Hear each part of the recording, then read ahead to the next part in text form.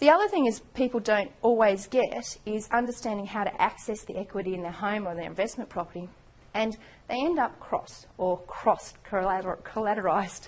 And this is a function of, if you're talking to someone at work and they go, you know, I went and saw the bank manager and I said I want to buy this $400,000 property. He said, no problem, let's check out your home and your situation.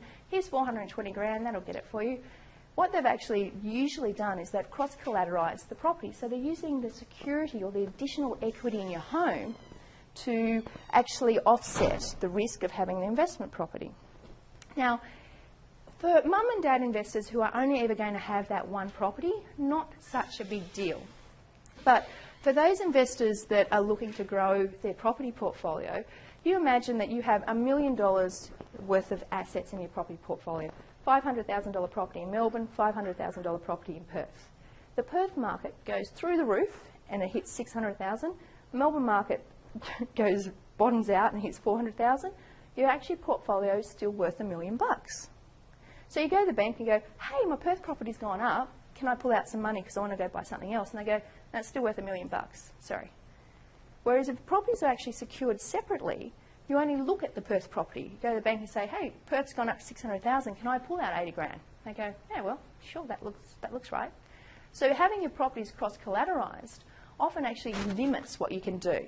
But for those who only want one or two properties, it's they see the benefits of potentially being with the same bank and having a professional package and having maybe an extra 0.05% interest rate saving, and they go ahead with that. The reality is you can go to your bank and you can ask them to structure you so that you don't have to be in that situation. I'm just going to show you, I guess, quickly one of the ways that you can do that. So let's say that you do have your home and you have the mortgage that you currently have on your property.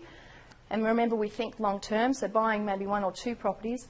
What can happen is that you go and pull out the equity available in your property to actually go and buy the investment property. So you're setting up a loan just against your home to tap in and access the equity.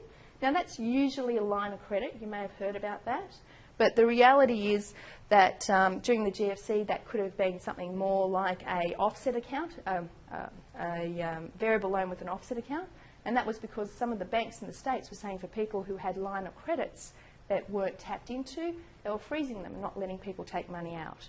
So it depends on the situation, but usually it's a line of credit. A line of credit is just a different type of loan, like a big credit card. You don't pay interest on what you don't use. So if you want a $200,000 line of credit against your home, you can afford it and service it, and the equity is available in your home, go to the bank, you ask for it, and you have it structured and secured just against your home. Then with that $200,000, you then go and purchase the second property, and all you're doing is using the deposit from that line of credit to actually provide the funds. So that line of credit is just providing the deposit, maybe a 20% deposit for the property, and cover the costs, stamp duty. Then you go and get a separate loan that's actually secured here, secured against the one property. So your loans are actually structured separately. And you know, this could be with the same bank. The second property could be with a different bank. It just depends on the situation, and you know, obviously you need to talk to your mortgage broker or your bank about that. But just understand that, you know, cross-collateralisation to a point gets people to some way to achieve what they want to do, but often it actually inhibits them going forward.